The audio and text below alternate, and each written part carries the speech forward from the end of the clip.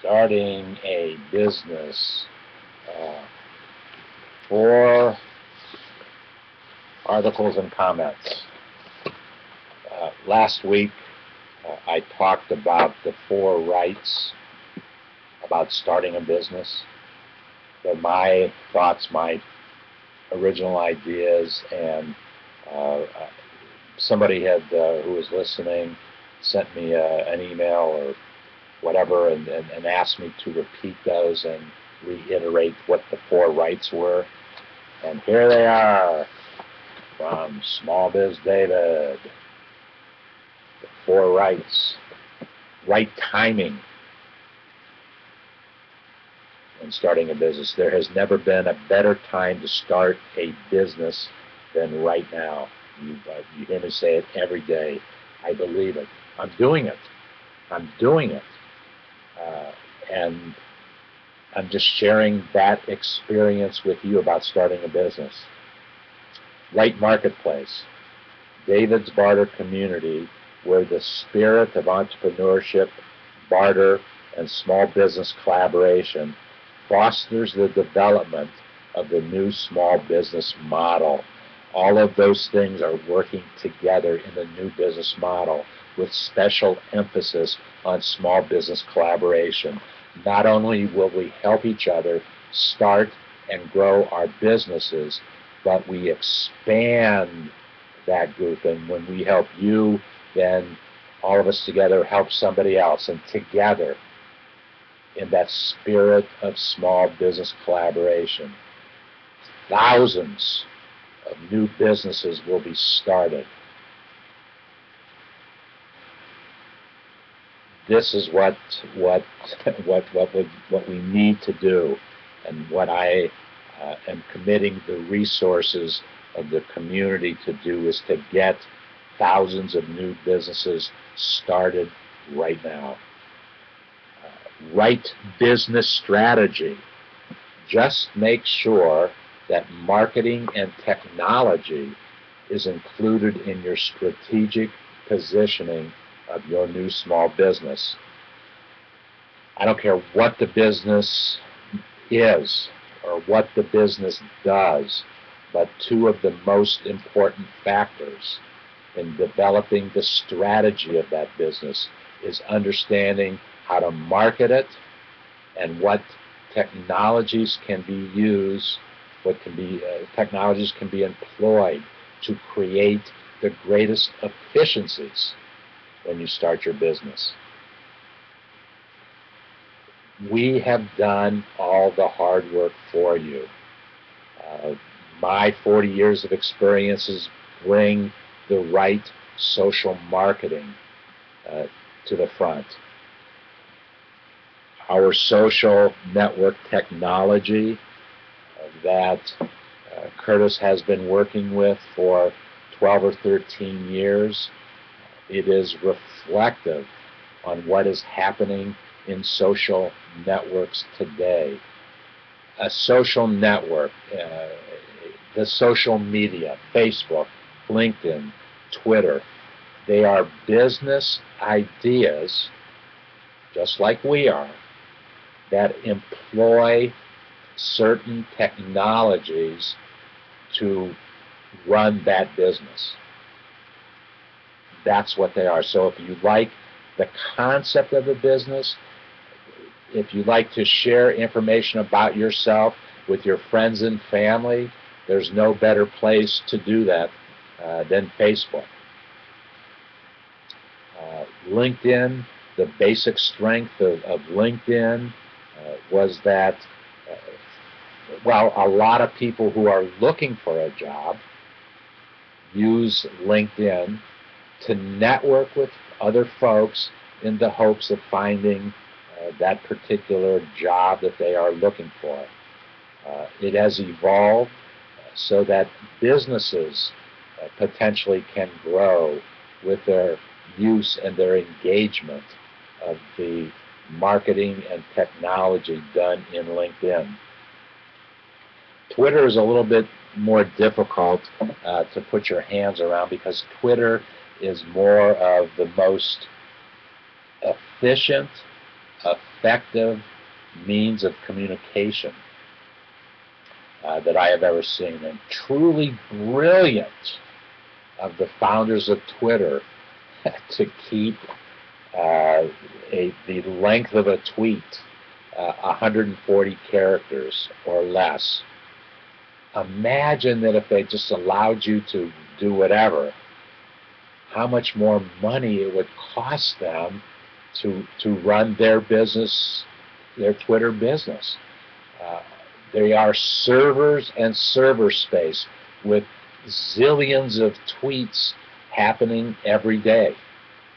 And they created a whole new means of communication. As a matter of fact, of recent, I've read a lot of stories and ideas and opinions that Twitter has caused news to be reported differently.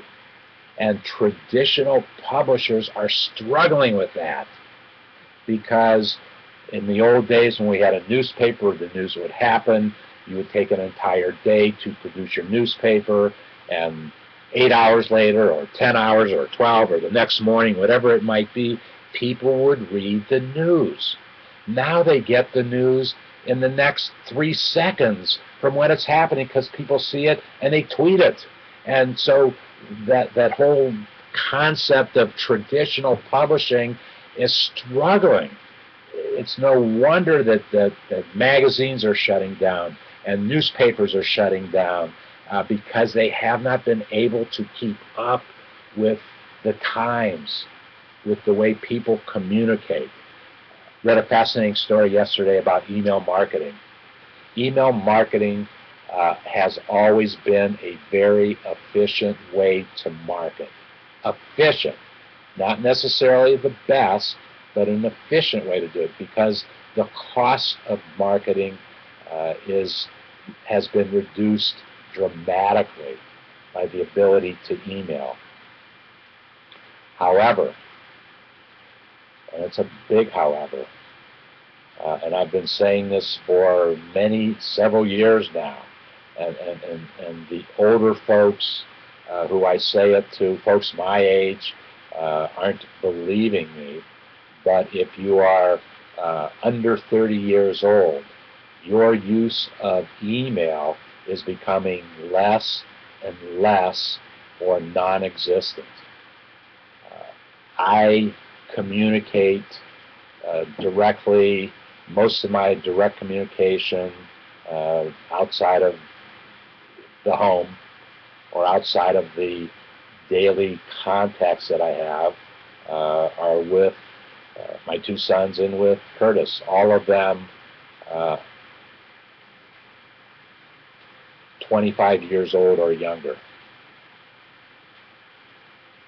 They don't communicate much by email. Believe me, I try to use email with them, but they'd rather message, they'd rather use the telephone, they'd rather Skype. Skype is a great thing. I Skype with my son Sam in Italy, and I have more communication with him now than I had when he was in college. The point is, folks under 30 are communicating differently than folks my age, and so the future of communication rests with the decisions that those folks make on how they want to best communicate with other people. We communicate in communities. We communicate in Facebook, LinkedIn, Twitter, and David's Barter. We have chosen to go the route of communities, where that community employs a certain technology, and that community has a certain concept, a certain business idea of why you would want to become a member of that community beyond the technology decisions that have been made. I got off track a little bit, as I often do. We talked about the 4 rights. I didn't hit the last right. Right timing, right market, place, right business strategy, right merchandising. Your passion to share your intellectual property, your service offering, or your uniquely valuable product must be the right merchandising. The emphasis must be on value. To that point, I want to share with you how to find what customers will pay. An article that was sent to me from the Harvard Business Review. It is one of the most fundamental decisions that every business must make. What price should I charge? The right answer to that question is a company should charge what the market will bear, what somebody will pay for it. In other words, the highest price that customers will pay. Predicated upon what?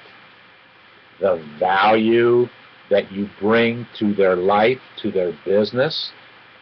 Predicated on what? What type of return on investment resource will those folks see, particularly in the business decision, if they make an investment in your product? So, what is the highest price that customers pay? You don't even know what the lowest price is, because the lower the price, the more potential interest there might be. That doesn't mean that low price is a decision that you should make. It means that low price is not a decision you should make. If you are forced into a decision of offering the lowest price, you will never win, because the lowest price is never low enough. If the discussion gets to price that you are charging too much, move on. Don't worry about it, because you're never going to convince that individual that you're not charging too much, because they won't understand when you try to talk about value and when you try to talk about return on investment resource. They won't understand that. Their mindset is price. How little can I pay? All too often, entrepreneurs starting a business or already owning a business, in just the desire to what I call turn dollars, they charge as little as they possibly can. You need to charge what is going to generate positive cash flow for your business. Positive, number one, and profitable cash flow. Profitable cash flow, not just cash flow, but profitable cash flow. And until your business is generating profitable cash flow, you are not on the right route that you need to travel. You have to pursue what that right price is. And yes, it is whatever the market will bear. How much will your customers pay? It's a simple answer. Ask them. Ask them what they will pay.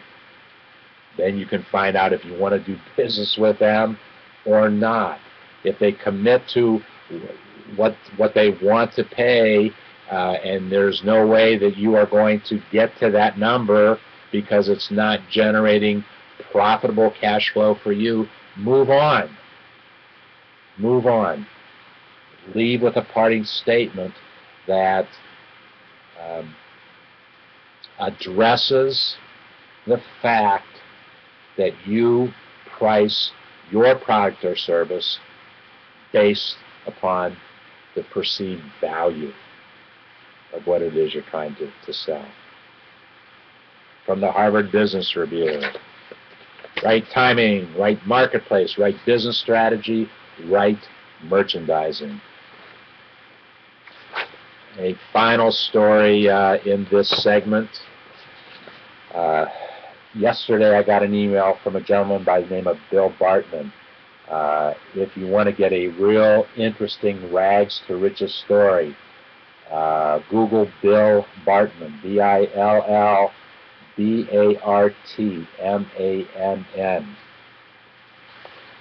It is a real rags to riches story. And Bill yesterday was sharing a book that a friend of his wrote.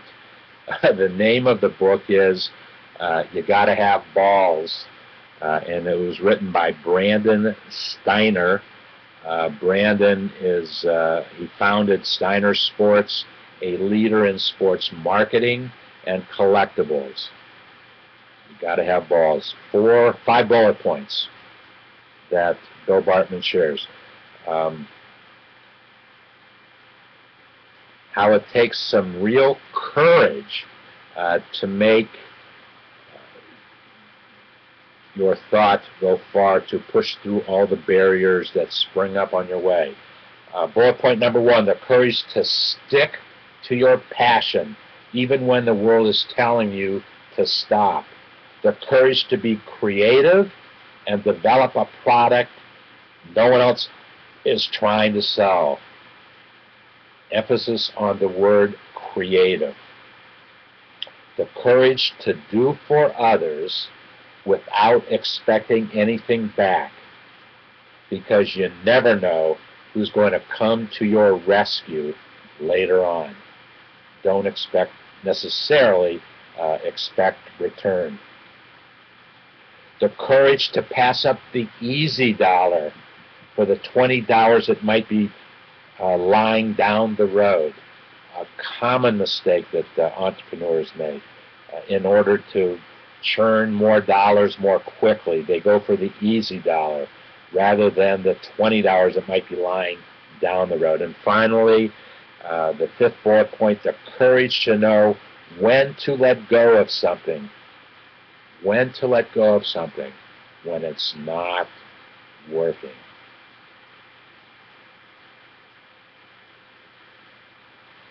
I have done this many times in my life, but in some cases I waited too long to make the decision to either change what I was doing or delete it and start all over again with a new idea.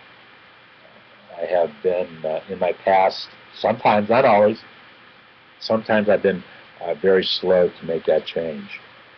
You Gotta Have Balls, a good book by Brandon Steiner. And we're going to end this segment right now.